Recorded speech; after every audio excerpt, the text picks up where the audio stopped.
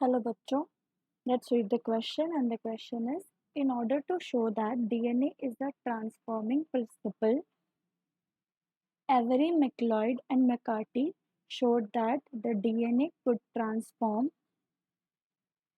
avirulent strains of pneumococcus. This hypothesis was strengthened by their demonstration that options हैं हमारे पास A, enzymes that destroyed proteins also destroyed transforming activity. B, enzymes that destroyed nucleic acid also destroyed transforming activity. C, enzyme that destroyed complex carbohydrates also destroyed the transforming activity. D, the transformation activity was destroyed by boiling. अब जो हमारे पास Avery, MacLeod and McCarty का experiment है उसको हम बोलते हैं that is the biochemical characterization of the transforming principle. Transforming principle जो क्या था, ग्रिफिथ्स एक्सपेरिमेंट से हमने प्रिडिक्ट किया था कि ऐसा क्या एक एजेंट है जिसकी वजह से जो हीट किल्ड एस बैक्टीरिया से एस किल्ड स्ट्रेन से हमारे पास आर किल्ड स्ट्रेन जो है वो विरुलेंट हो गया, उस वजह से किस एजेंट के थ्रू वो ट्रांसफॉर्म हो गया, उसका बायोकेमिकल कैरेक्टराइजेशन किया गया था। अब क्या हुआ था कि बायोकेमिकल कैरेक्टराइजेशन की वजह से हमने क्या कुछ एजेंट्स जैसे proteins, RNA and DNA isolate कर लिए and a culture medium consisting of R strain लिया, जिसमें हमने पहले प्रोटीन का एक्सपोजर किया of the protein of S strain and it was resulted कि जो हमारे पास कोई चेंज नहीं आया in the medium of R strain में कोई चेंज नहीं था। देन हमने लिया culture medium of R strain with RNA of RS strain, then it was predicted कि कोई चेंज नहीं था।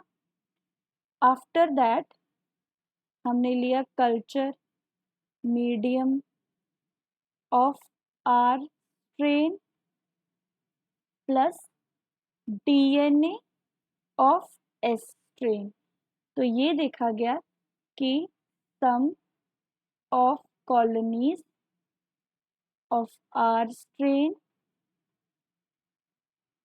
transformed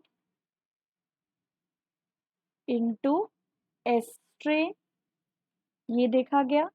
and after that culture medium of R strain plus DNA of S strain and afterwards DNAs देखा गया। उसके बाद ये देखा कि कोई चेंज नहीं आया।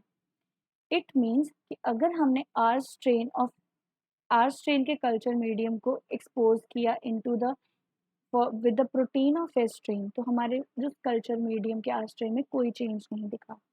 आफ्टर दैट वही कल्चर मीडियम जो आर स्ट्रेन का था, अगर हमने उसको एक्सपोज किया with the RNA of the S strain, तो उसमें भी कोई चेंज नहीं था। And in the third step जब हमने देखा कि आर स्ट्रेन का जो कल्चर मीडियम है उसमें हमने DNA ऑफ एस स्ट्रेन डाला, देन इट वाज रिकॉग्नाइज्ड कि कुछ जो आर स्ट्रेन्स की जो कॉलोनीज हैं वो ट्रांसफॉर्म हो गई into the S strain. After that the fourth step was कि जब हमने कल्चर मीडियम लिया आर स्ट्रेन का, उसके बाद हमने DNA डाला आर स्ट्रेन एस स्ट्रेन का एंड देन हमने DNAs डाला। DNAs is the enzyme which destroys the DNA, which destroys the agent called DNA।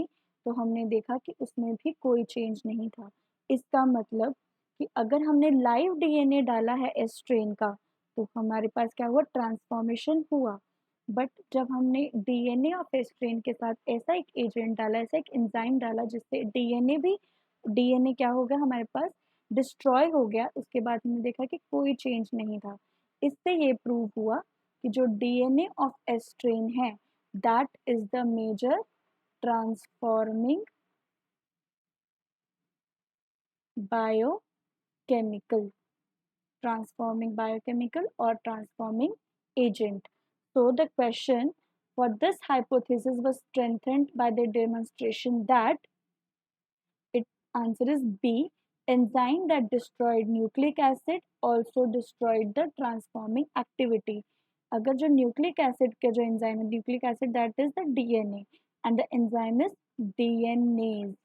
तो एंजाइम डीएनए ने डीएनए को ही क्या कर दिया, डिस्ट्रॉय कर दिया, and also the transforming activity जो डीएनए क्या कर रहा है, कैरी फॉरवर्ड कर रहा है, उसको भी उसने डिस्ट्रॉय कर दिया। The answer is B. All the best.